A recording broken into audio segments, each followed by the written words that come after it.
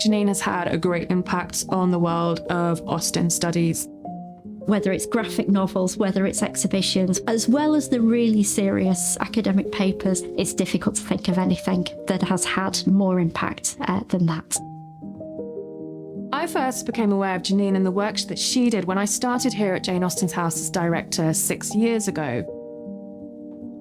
Janine embraces all sorts of different ways of looking at Austen's life and work.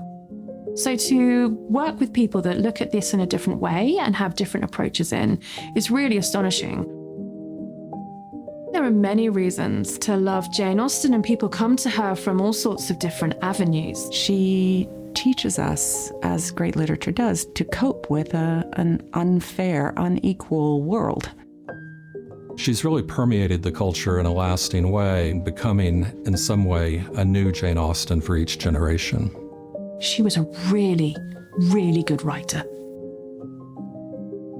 I love projects where you don't know what the outcome is, where I really, genuinely don't know if I can do this. Those are the projects I usually say yes to.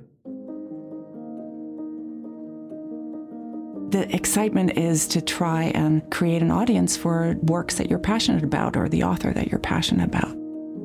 She's doing groundbreaking scholarship and also interpreting that scholarship for broad public audiences. Doing that with technology, doing that with a different genre, doing that with exhibitions, I mean, it's just been exciting. The novel Life of Jane Austen is a biography of Jane Austen. The graphic novel is so beautiful. It is also an incredibly powerful piece of work. I think it communicates Austen's life in a really nuanced and very considered way. It's a new way of being able to depict Jane Austen's life, but without losing any of that scholarly rigor. The idea that a scholarly book has a format that a 9-year-old would enjoy is just, it's thrilling.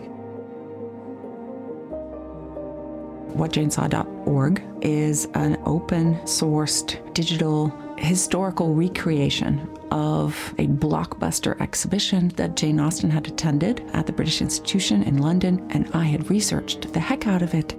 The inspiration for What Jane Saw was I think, kick-ass PowerPoint that I subjected all my friends to. A friend who sat through the whole thing said, well, this is great, Janine, but it should really be a website.